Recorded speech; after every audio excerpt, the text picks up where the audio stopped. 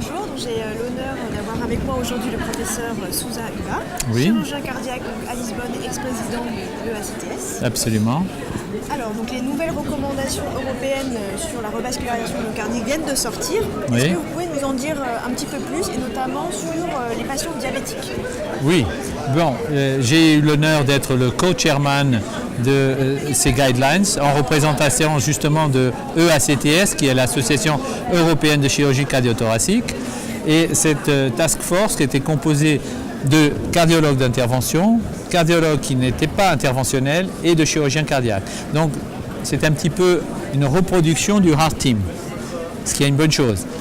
Disons que pour moi, le point le plus important qui ressort de ces guidelines, c'est à nouveau mettre la tonique et l'accent sur l'importance que les décisions soient prises dans le groupe de plusieurs disciplines, c'est-à-dire quand il faut au moins le cardiologue du malade, le cardiologue d'intervention et le chirurgien. Et parfois, on doit faire appel à d'autres spécialistes, notamment neurologues, diabétologues, anesthésistes, de façon à pouvoir, chaque cas est un cas, parce que les recommandations, c'est des recommandations globales.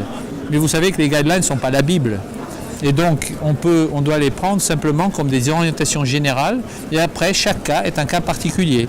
Alors, vous me parlez du diabète.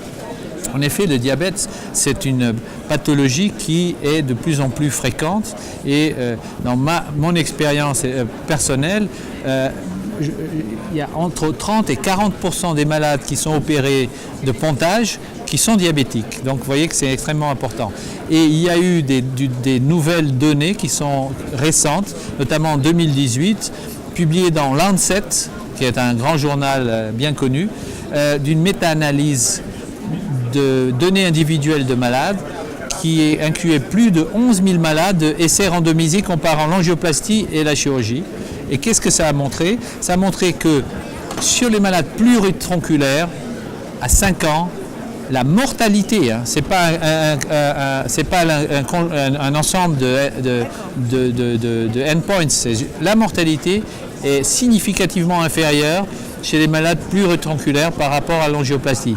Et que en cas de diabétique, cela se vérifie encore plus, même quand la complexité de l'anatomie est moindre. C'est-à-dire qu'à partir du malade qui ont plus, si c'est des malades 1 ou 2 vaisseaux, ok, c'est bon pour l'angioplastie, mais à partir du moment où vous avez des malades tritronculaires, s'ils sont diabétiques, préférentiellement le traitement, sauf s'ils ont des comorbidités très importantes, et c'est là l'importance du Heart Team, sauf s'ils ont des problèmes de marche, des problèmes d'autres pathologies associées, la chirurgie fait mieux que l'angioplastie. Et ça, c'est un des points les plus importants de ces guidelines. D'accord.